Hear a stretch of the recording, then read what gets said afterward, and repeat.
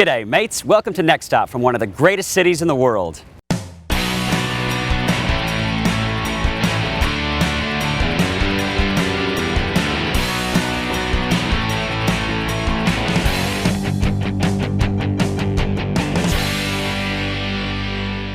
Sydney is consistently rated one of the greatest cities in the world by travelers. I'm one of those travelers, and I definitely agree. It's one of my favorite cities around the globe. There's heaps of wonderful things to do and see here in the land down under, so sit back and enjoy Next Stop Sydney.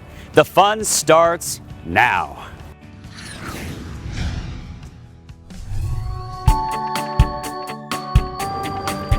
We're in one of my favorite Sydney neighborhoods, The Rocks, for a tour with Bonza Bike Tours. So I've ridden a bike before, so I know how to ride a bike. Yep. I know how to put the helmet on, yep. But I don't know where we're going. Okay, well where we're going today is we're going to start down in Circular Quay. We go up to Observatory Hill. You can see a whole bunch of Sydney from there. Before the bridge was built, it actually had a 360-degree view. Lovely. There. Are we going to get a workout in? So you certainly are. It's easy. It's something that everyone can do. Let's do it. Alrighty.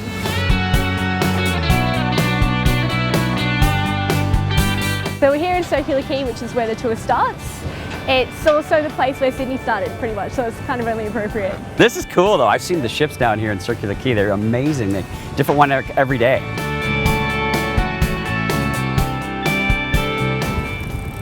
What a view, man. This is awesome. This is what you guys call art here? Well, it's what some people call art. I like it.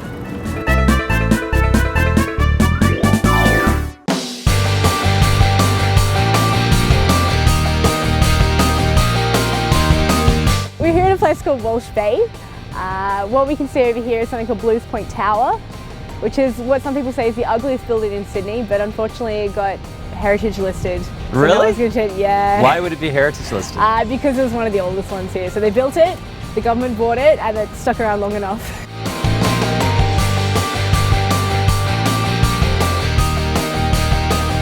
I've noticed, Kat, that Sydney is a very fit city as the people just went by. It takes a little bit of work to maintain the reputation, but... What's the reputation? Of a good-looking country. It's very... Everybody's in good shape here. I love it. Here we are at Observatory Hill. As you can see, there's a fair bit to observe. There's a lot to observe. There's a lot to observe. As you can see, there's a pretty good view.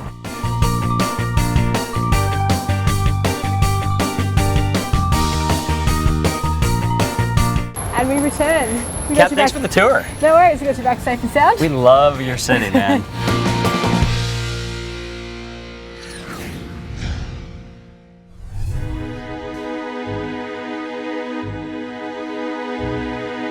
In its short lifetime, the Sydney Opera House has earned a reputation as a world-class performing arts centre and has become a true symbol of Sydney and the Australian nation.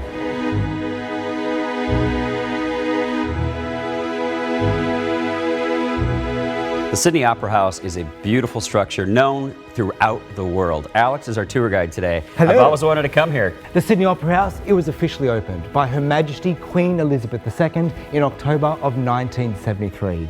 And in that time, the Sydney Opera House has become one of the most visited sites in Australia. The Sydney Opera House has a global recognition factor of around 4 billion people. Wow. That equates to roughly 2 out of every 3 people on the face of the earth. They recognise the iconic shape of the Sydney Opera House.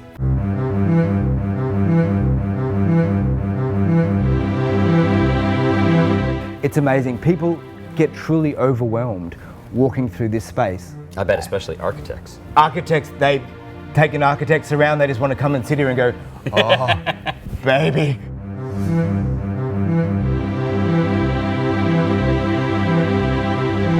Okay, so obviously we got concrete on the inside, but Indeed. on the outside is not. Well, the whole roof is covered in ceramic roof tiles from Sweden.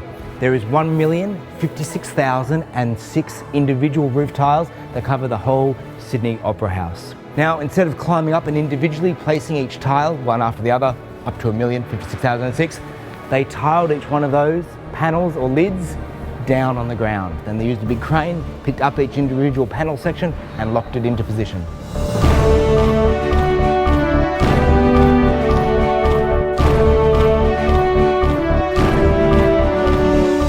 What's the message to our viewers? I mean, obviously it's a beautiful structure, but why should people come to the Sydney Opera House? I thought the Sydney Opera House was just for opera and just for classical music. But coming to the Sydney Opera House, it's places to eat, great views all the way around and inside, but it's not just opera that they do here. It's rock concerts, films, talk, avant-garde theatre, cabaret, burlesque, rock shows, a little bit of something for everyone. Well, you've been an awesome tour guide. Thank you, Alex. Pleasure to meet you. Thank you.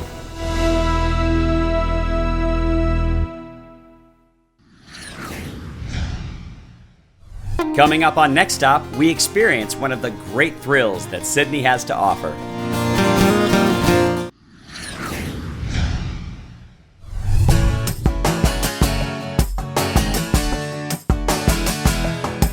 One of the most thrilling things you can do here is climb the Sydney Harbour Bridge. Next stop, the top.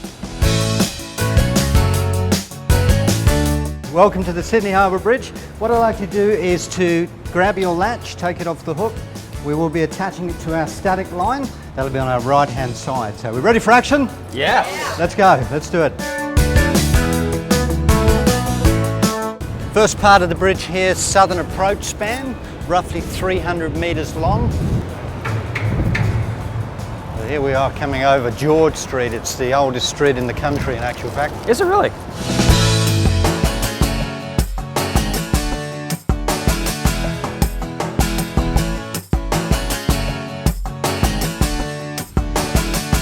That's quite a climb. Brilliant. That's a fun little climb right there, straight up. Everybody gets the same thrill that you do on the bridge, Jono. And you get to do it several times a day. We do. We get to do it up to 3 times a day. You got to be fit and ready to go as a climb leader. You're looking fit, man.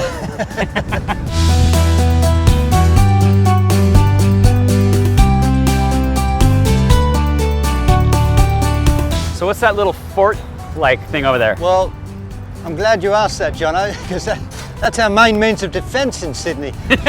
Fort Denison, roughly 155 years of age. So the little island that fort sits on, which is known as Pinchgut, was literally the top of the island was quarried away to a shelf so they could build the fort there that we see today.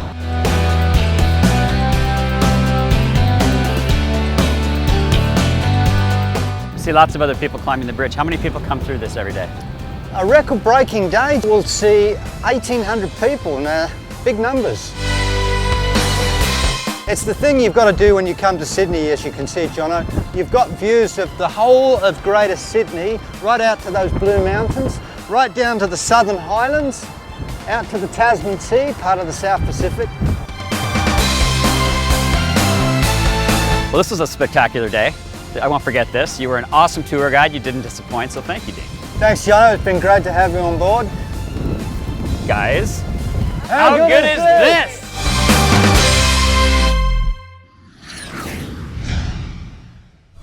There are over 400 beautiful parks and open spaces here in Sydney, and the city encourages responsible use and enjoyment of their lovely outdoors. The weather is quite moderate year-round here in Sydney, so it's almost always a perfect day to get outside and enjoy. For more information on Sydney and to plan your day in the park, go to sydney.com. We're staying at one of Australia's best boutique hotels located in the heart of Sydney's restaurant and bar district, the Kirkton Hotel. Let's talk about the property here and the different room styles available and just the overall feel you get when you come here. Yeah, sure. There's 3 different room types here. There's the standard and the premium and the executive room type. The difference really is just in size. The decor is all pretty much the same. It really is dependent on how much size you need. I love the feel you get in this. You don't feel like you're in a big city. You feel like you're in a small town. It's kind of a small town boutique atmosphere, and the neighborhood is awesome. What we tried to do here with the design of this property was really fit it into Darlinghurst and create a boutique hotel that the locals really embraced. You guys have one of the most famous pubs in Sydney. We do. Attached to the hotel. We do. Eau de Vie, it's a fantastic cocktail bar, and it's won numerous awards right up to best hotel bar in the world. So I urge you guys to head down there and grab a cocktail. You know, I think I might fit in there.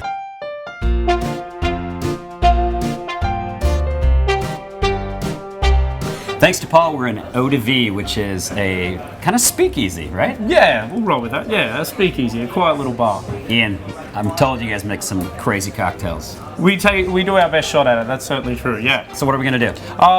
Right now we're going to make up for you our own variation that we do on a Moscow Mule. The original drink just being a vodka-based cocktail with some lime juice and a ginger beer. Give us a good measure of the citrus vodka.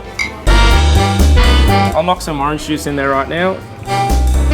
We cut, instead of just using straight honey, we just cut it down a little bit. Give it a good hard shake, get a nice fluffy head on it.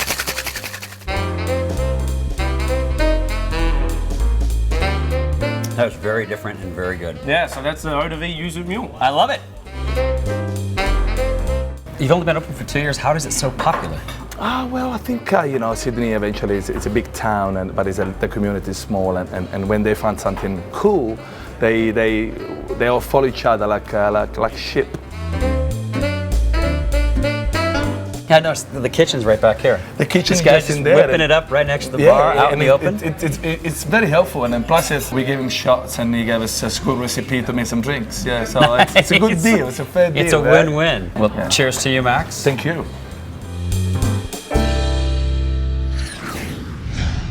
Up next, the world's best first-class lounge and the mystical Blue Mountains.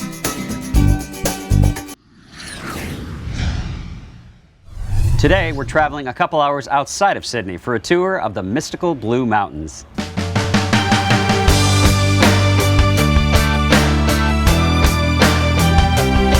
Okay, I can see the sign Flat Rock, Yep. but where are we, Duggie? Well, we are at the beginning or the middle of the Blue Mountains. And this particular area is called Flat Rock. Yeah. So I've brought you here because it has magnificent views across the whole of the Blue Mountains, 100 kilometres that way, 100 kilometres that way. Regardless of the mist? We'll just very- imagine it. Well, yeah, well, We'll find other cool stuff. yeah, well, it's the Blue Mountains are usually blue. Today they might be white. If we go this way, we just might be able to see some really special stuff. Okay, now I feel like we're on the moon. But a lot of people have been here. Yeah, look at them all. This is great. Do you think Neil Armstrong has written something I here? bet he has. Yeah.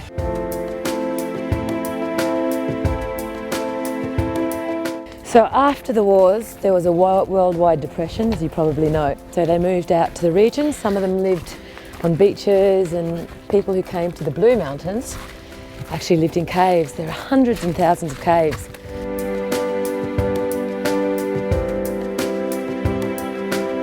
This is really cool. You'd never know this existed here. Again, many people have found it though. So next stop is Scenic World, which is one of the most visited and most popular attractions in the Blue Mountains. We're at Scenic World today on this skyway, a cable car that goes across the valley about 389 metres to the other side. As you can hear and see, the waterfall down here, Oh, wow. it's about 800 feet top to bottom in the falls. Next stop is Scenic Railway, 52 degrees. So what we've got here is the steepest railway in the world. So this used to haul coal up and down. Yeah, coal up and down. Little coal carts from 1878 to 1945. Yeah, this is pretty steep. There we go. That is so cool.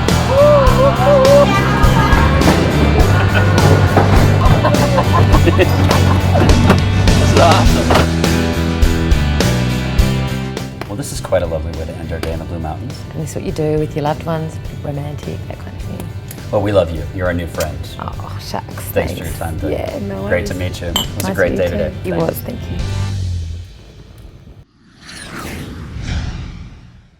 A few years ago, I had the pleasure of using my Alaska miles to upgrade to business class on Qantas, and it was one of the best flying experiences of my life. Well, this was no different. Just a couple days ago, with Alaska Airlines Simple Connection through LAX, we boarded the brand new Airbus 380, and it was an amazing flying experience, Thomas. Absolutely. Qantas is a great airline. The spirit of Australia. We are, absolutely, and that's what we encompass, that real, just genuine, caring Australian hospitality, and I'm glad to hear that's what you experienced. Now, you've also experienced the Airbus 380. Let's talk about that plane, because it's like a hotel in the sky. It's not like an airplane. No, look, it's not. The 380 has been designed, the interior designed by Mark Newson, who's our creative director at Qantas. The aircraft from the first cabin, business class, premium economy, down to the economy cabin, it's really providing what is now, you know, the queen of the skies. Well, the economy cabin is really nice. Everybody has their own screen at their seat. They've got footrests, snack bar in the back. It's great for economy, but we're able to upgrade to business class.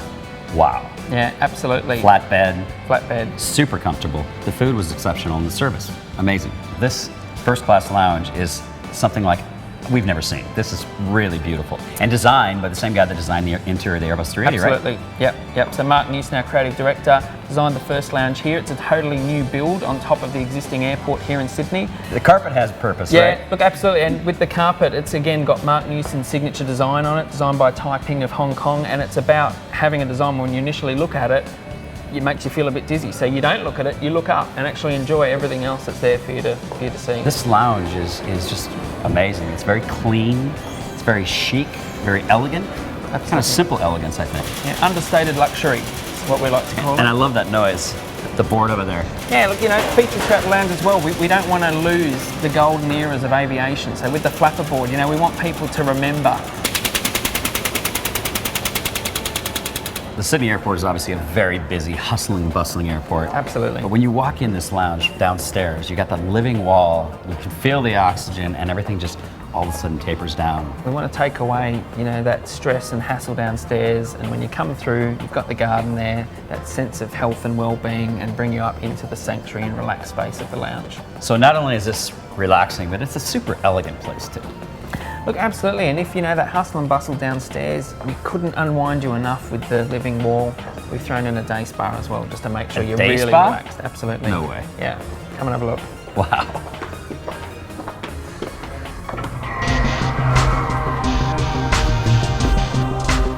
Okay, this is kind of like saving the best for last. Absolutely. Another living wall. Another living wall. So much oxygen in here, but what a beautiful room. If you're not relaxed after you've been in here, you never will be. You guys have thought of everything. Absolutely, that's what it's all about. And you've won awards. This has won the best first-class lounge in the world. And when we first opened in 2007, the following year we won the Skytrax Best First-Class Lounge in the World award. We're very proud. Oh, we love Qantas. It's great to meet you. No worries, John. Welcome back to Qantas First very soon, I hope. I hope so too. For more information on Qantas and this exceptional airline, visit Qantas.com.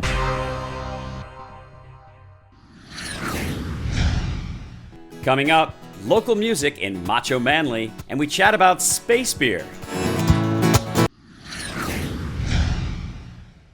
Manly is not only the birthplace of surfing in Australia, but is also one of Sydney's favorite seaside destinations. It also boasts the pedigree of producing several world surfing champions.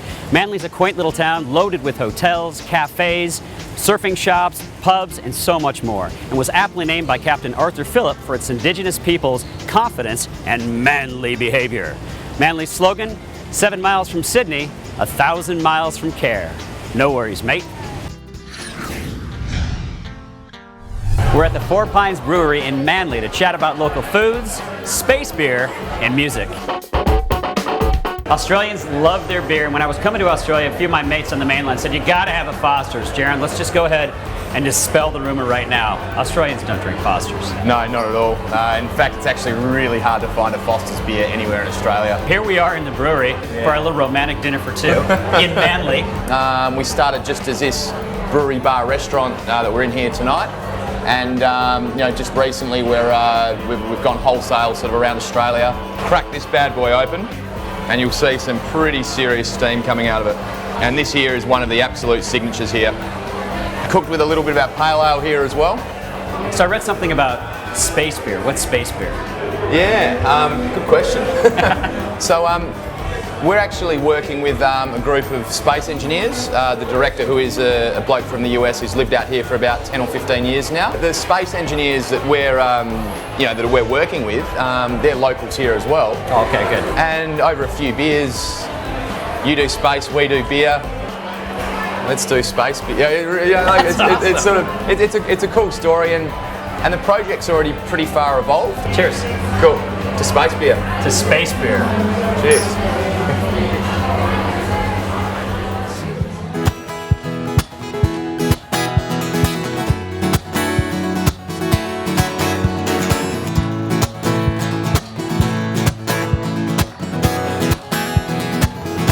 Sometimes less is more. I won't let stop saying, yes, I wanna go home. nobody knows my name. James, we're digging your tunes, man. Thanks very much. Cheers. Thank you. What's your choice of beverage this evening? Well, I actually like to blend my beers. This is a blend of Kolsch and Hefeweizen. I call it the Kolschweizen. Nice. Yeah, I got a lot of hassle from it, but I've been here a couple of years now, so I just kind of like to dabble and mix things up and down. So like Jaron, you're not from Manly either. You're No, from the West. I'm actually from a very close to where Jaron was from in Perth. My brother was good friends with Jaron growing up, about a couple of years above me. And I came across here, I was supposed to be here for 2 weeks, and just that was about a year and a half ago, so I haven't left, and I couldn't leave. I just love it here. Whoa, whoa, way that I love you. Touch my heart, touch my soul. Feel my body on your own. Touch my heart, touch my soul. Feel my body on your own. Touch my heart, touch my soul. Feel my body on your own. Touch my heart, touch my soul. Feel my body on your own. The goal of my music is to reach people through music, and I know that sounds really corny, but I don't actually care monetarily what I do with music. I actually just want to have the most people I can listen to it and be touched by it. The way that I love you.